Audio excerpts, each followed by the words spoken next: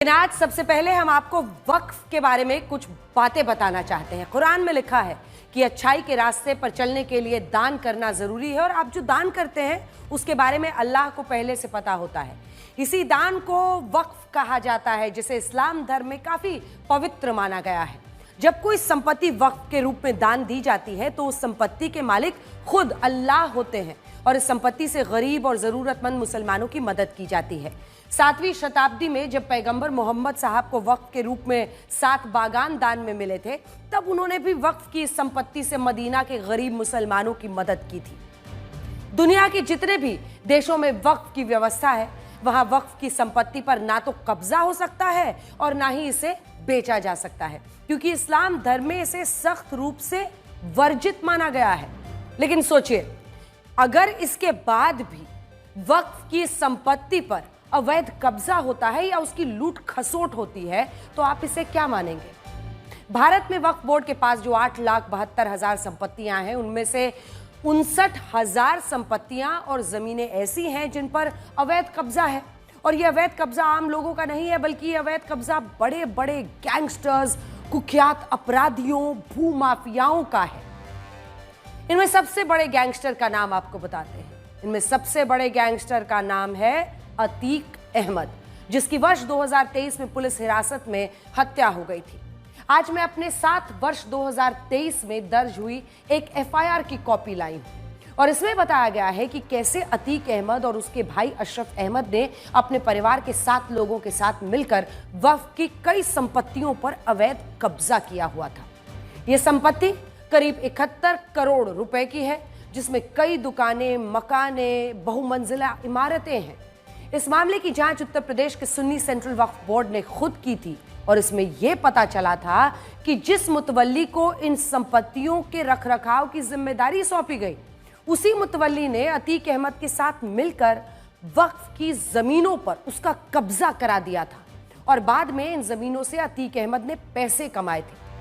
सोचिए, हमारे देश में नए वक्फ कानून से कुछ लोगों की धार्मिक भावनाएं आहत हो गई, लेकिन जब वक्फ की इन्हीं जमीनों की लूट खसोट हुई, तब इससे किसी की धार्मिक भावनाओं को आखिर ठेस क्यों नहीं पहुंची? यह सब भी तब हुआ जब इस्लाम धर्म में साफ साफ कहा गया है कि वक्फ की संपत्तियों को किसी भी रूप से बेचा नहीं जा सकता। अतीक अहमद और उसका परिवार अलग अलग मौकों पर कई राजनीतिक पार्टियों का सदस्य रहे हैं, जिनमें समाजवादी पार्टी, बहुजन समाज पार्टी, असदुद्दीन ओवैसी की पार्टी AIMIM प्रमुख है। और ये वही पार्टियां हैं जो इस नए वक्फ कानून को असंवैधानिक बता रही हैं और ये एक बहुत बड़ा विरोधाभास है। हमारा सवाल ये है कि अगर इन राजनीतिक पार्टियों को वक्फ की संपत्तियों की इतनी ही चिंता है, तो इन्हीं पार्टियों ने वक्फ की संपत्तियों पर अवैध कब्जा करने वाले अतीक अहमद का साथ क्यों दिया? अतीक अहमद ने वर्ष 2003 में वक्फ की संपत्तियों पर अवैध कब्जा किया था और इसके 1 साल बाद 2004 में समाजवादी पार्टी की तरफ से लोकसभा का सांसद बना। वर्ष 2021 में असदुद्दीन ओवैसी ने अतीक अहमद और फिर उसकी पत्नी शाइस्ता परवीन को अपनी पार्टी में शामिल कराया। वर्ष 2023 में मायावती की बहुजन समाज पार्टी ने भी शाइस्ता परवीन को अपनी पार्टी में जगह दी। अब जिन वक्फ संपत्तियों से गरीब, पिछड़े मुसलमानों की मदद होनी थी, उन संपत्तियों का सबसे बड़ा लाभार्थी अतीक अहमद और उसका परिवार रहा। वर्ष 2004 जब अतीक अहमद के पास 3 करोड़ 37 लाख रुपए की संपत्ति थी, लेकिन वर्ष 2023 में जब उसकी हत्या हुई, तब पुलिस ने उसके और उसके परिवार की 11,500 करोड़ रुपए की संपत्ति जब्त की थी, जिससे आप ये अंदाजा लगा सकते हैं कि अतीक अहमद ने आम लोगों और वक्फ की जमीनों पर अवैध कब्जा करके जितनी ज्यादा लूट खसोट की। और यहां बात सिर्फ अतीक अहमद की नहीं है, उत्तर प्रदेश का एक और बहुत बड़ा गैंगस्टर था मुख्तार अंसारी। अब देखिए, मुख्तार अंसारी की मौत से 1 साल पहले वर्ष 2023 में उत्तर प्रदेश के शिया सेंट्रल वक्फ बोर्ड ने सरकार को एक शिकायत भेजी थी, जिसमें यह लिखा था कि लखनऊ के एक इलाके में 10 से 12 बीघा जमीन पर एक कंपनी ने अपने प्लॉट बना लिए हैं और ये वही कंपनी है जिसके डायरेक्टर मुख्तार अंसारी की पत्नी, फिर से सुनिए, जिसकी डायरेक्टर मुख्तार अंसारी की पत्नी अफशा अंसारी है। आज जो दो पार्टियां वक्फ कानून का सबसे ज्यादा विरोध कर रही हैं, उनमें से एक है कांग्रेस और दूसरी समाजवादी पार्टी। कांग्रेस पर आरोप है कि उसने मुख्तार अंसारी को पंजाब की जेल में रखने के लिए अदालत में जाकर केस लड़ा था। समाजवादी पार्टी ने तो मुख्तार अंसारी के भाई अफजाल अंसारी को लोकसभा चुनाव में टिकट दिया और आज अफजाल अंसारी लोकसभा के सांसद हैं और नए वक्फ कानून का विरोध कर रहे हैं। लेकिन सच्चाई यह है कि उत्तर प्रदेश का शिया वक्फ बोर्ड मुख्तार अंसारी की पत्नी पर वक्फ की संपत्ति को हड़पने का आरोप लगा चुका है। और यह बेईमानी सिर्फ एक राज्य तक सीमित नहीं है। वर्ष 2012 में जब देश में यूपीए की सरकार थी, पश्चिम बंगाल में भी ममता बनर्जी की सरकार थी, तब 1000 करोड़ रुपए के वक्फ घोटाले का आरोप लगा था। और यह घोटाला जिस व्यक्ति ने किया था उसका नाम था एच हुदा।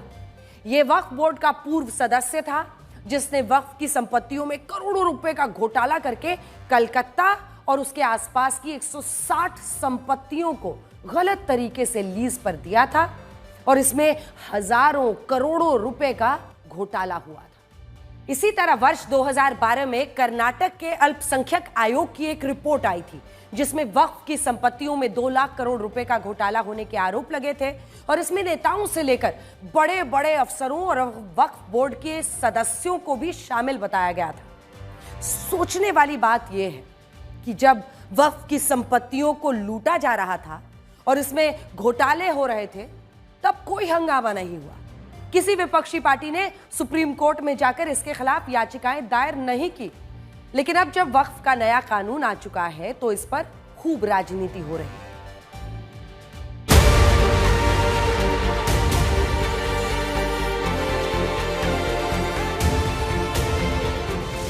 अभी तक आपने वक्फ के गलत दावे और अवैध कब्जे की खबरें सुनी होगी, लेकिन अब हम आपको वक्फ की संपत्ति पर कब्जे की तस्वीरें दिखाते हैं। प्रयागराज में वक्फ की कई संपत्तियों पर पूर्व माफिया डॉन अतीक अहमद के परिवार और उसके करीबियों के कब्जे में है। मकान, दुकान और कई बड़ी इमारतें जो वक्फ की संपत्ति बताई जाती थी, वो कई वर्षों से अतीक अहमद के परिवार की निजी जागीर बनी हुई है और वो इनका भरपूर दोहन करते हैं। वक्फ की करीब 71 करोड़ रुपए की संपत्ति पर अतीक अहमद के करीबी कुंडली मारकर बैठे थे और इन लोगों ने वक्फ की जमीनों पर अवैध खनन करके वहां की मिट्टी तक बेच डाली। जब इन संपत्तियों की जांच हुई तो पता चला कि प्रयागराज वक्फ बोर्ड के एक तत्कालीन मुतवल्ली ने लाखों रुपए लेकर वक्फ की जमीन अतीक अहमद और उसके परिवार को गिफ्ट कर दी थी। वक्फ की जो यहाँ की संख्या थी, अगर मैं वक्फ नंबर 67 की बात करूं तो उसमें करीबन 100 करोड़ की संपत्ति का विवरण था, जिसमें करीबन 50 करोड़ की संपत्ति पूर्व में रहे मुतवल्ली अर्शियम व जो उस टाइम के एक बड़े माफिया थे उत्तर प्रदेश के मरहूम अतीक अहमद और अशरफ, उनके नाते रिश्तेदार, उन सभी के उनके सहयोगियों ने मिल करके उसे खुर्द-बुर्द करने का काम किया, इलीगल पट्टे किए और उसे बेचा गया। ये हम 2019 में हमें यहाँ कलिंदा के पद पे नियुक्त किया गया था, पूर्व मुतवल्ली ने नियुक्त किया था। पहले 3-4 साल तो सही चला, 3-4 साल बाद अतीक और अशरफ के साले और उनके गुर्गे लोग जमीन बेचना और कब्जा करना चालू कर दिए हैं। तब हमने शासन और प्रशासन को बहुत एप्लीकेशन भेजा। मुख्यमंत्री से एक बार हमारी जनता दरबार में मुलाकात भी हुई तो मुख्यमंत्री साहब के आदेश पे यहाँ पे भू माफिया के विरुद्ध बहुत कुछ किया गया है। वक्फ की जमीनों पर अवैध कब्जे के मामले में प्रयागराज पुलिस ने नवंबर 2023 में अतीक के परिवार के 7 लोगों के खिलाफ केस दर्ज किया था। इनमें से कुछ संपत्तियों पर बुलडोजर भी चलाया गया, जबकि कुछ संपत्तियों पर अब भी अतीक और उसके भाई अशरफ के परिवार वालों का अवैध कब्जा है। ये वही वक्फ बोर्ड की जमीन है जहां पर शिफा खाना खुला हुआ है, यानी अस्पताल खुला हुआ है।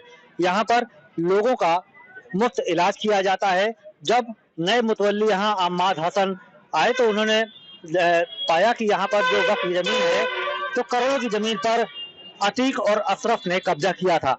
अब इस अस्पताल में जो लोग आते हैं उनका मुफ्त इलाज किया जाता है और यहाँ बाकायदा ओपीडी चलती है और लोगों का मुफ्त इलाज किया जाता है।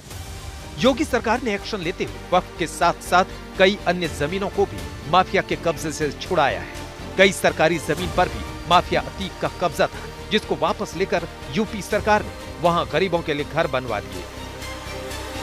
अब आप सोचिए कि जब गुंडे माफिया वक्फ और गरीब मुसलमानों की जमीनों पर कब्जा कर लेते हैं तो आम मुसलमान उस वक्फ कानून का विरोध क्यों करेगा जो कब्जे की जमीनें छुड़वाने में मदद करता है। तो अब सवाल यह है कि आखिर संसद में बने कानून का सड़क से लेकर सुप्रीम कोर्ट तक विरोध करने वाले लोग कौन हैं और ये लोग तब कहां थे जब अतीक जैसे गुंडे माफिया वक्फ की जमीनों पर कब्जा करते थे। अब हम आपको वक्फ की संपत्तियों से जुड़े एक ऐसे पहलू के बारे में बताएंगे जिस पर बहुत कम बात होती है। क्या आपको पता है वर्ष 1947 में जब भारत का विभाजन हुआ था तब पाकिस्तान से भारत आए हिंदुओं की जमीनों और संपत्तियों का क्या हुआ था? इन संपत्तियों पर पाकिस्तान की सरकार, वहां के लोगों ने कब्जा कर लिया था और हिंदुओं की ये जमीनें वहां के लोगों की ही होके रह गई।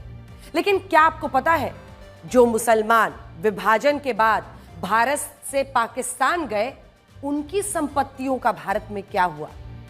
भारत में इनमें से ज्यादातर संपत्तियों पर वक्फ बोर्ड ने अपना दावा किया और कई जमीनें सरकारों ने वक्फ बोर्ड को आसानी से सौंप भी दी। मार्च 2014 जब लोकसभा चुनाव में पहले यूपीए सरकार ने दिल्ली की जिन 123 संपत्तियों को एक पुराने आदेश के तहत दिल्ली के वक्फ बोर्ड को सौंपा था, उनमें से कुछ संपत्तियां उन मुसलमानों की थी जो विभाजन के वक्त भारत छोड़कर पाकिस्तान चले गए थे। ऐसी संपत्तियों को शत्रु संपत्ति भी कहा जाता है और इनमें से एक शत्रु संपत्ति को वक्फी संपत्ति घोषित करके उस पर समाजवादी पार्टी के नेता आजम खान ने रामपुर में जौहर यूनिवर्सिटी बनवाई थी और यह मामला अदालत में अब भी लंबित है। सोचने वाली बात यह है कि जिन नेताओं ने वक्फ की संपत्तियों में घोटाला किया वो ऐसी राजनीतिक पार्टियों में रहे जो आज नए वक्फ कानून का विरोध कर रही हैं। और बड़ी बात यह कि हमारे देश के बहुत सारे लोगों को इसके बारे में पता तक नहीं है।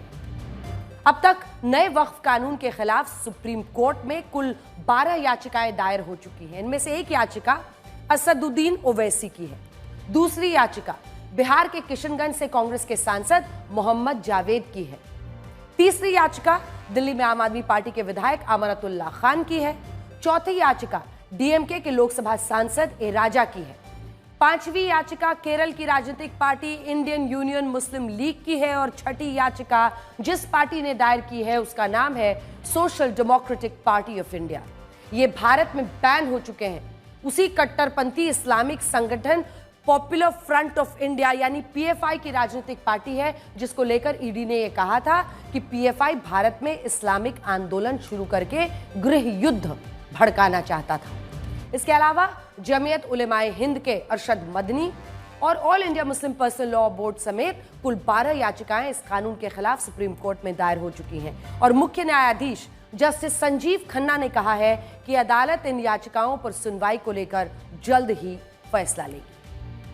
ऐसा नहीं है कि विपक्ष के नेता पहली बार किसी मुद्दे को लेकर सुप्रीम कोर्ट गए हैं। केंद्र सरकार ने जब जम्मू कश्मीर से अनुच्छेद 370 को हटाया था, वर्ष 2019 में जब 3 तलाक के खिलाफ कानून बनाया गया था और वर्ष 2019 में ही जब सरकार बांग्लादेश, पाकिस्तान, म्यांमार और अफगानिस्तान के गैर मुस्लिम लोगों को नागरिकता देने के लिए सीएए कानून लाई थी, तब भी सुप्रीम कोर्ट में इसी तरह से कई याचिकाएं दायर हुई थी।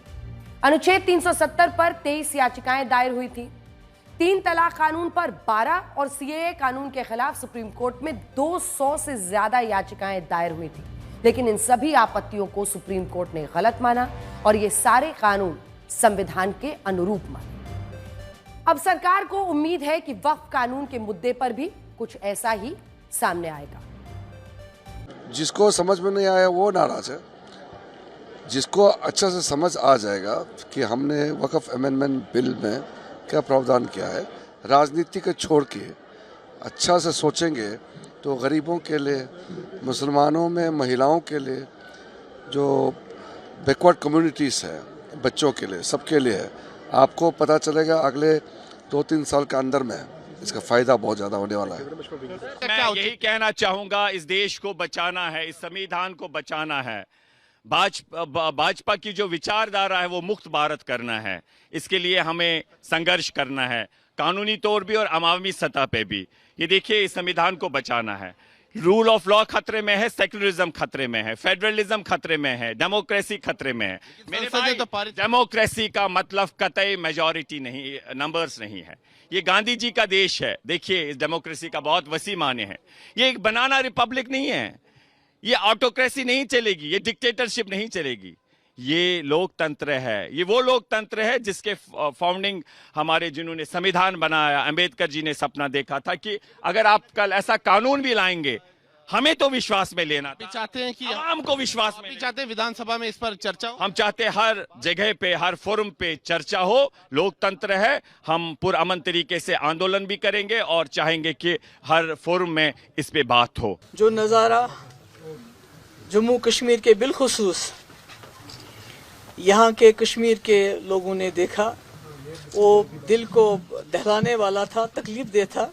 अभी कुछ दिन पहले आपने भी सुना होगा, मुजफ्फरनगर में कुछ मुसलमान मस्जिद में नमाज पढ़ने गए और उनके इस पे बाजू पे ब्लैक बैंड्स थे, तो उनको 2 लाख का जुर्माना किया गया। दूसरा, उन्होंने बिल अमेंडमेंट लाया वक्फ में, तो उससे हिंदुस्तान के मुसलमानों को अब अपने कब्रिस्तान की भी जमानत देनी पड़ेगी कि मेरा बाप, मेरा दादा, मेरा परदादा इस कब्रिस्तान में था। सरकार बना करके इस कानून को कूड़ेदान में फेंकना, ये बहुत ही जन विरोधी कानून है।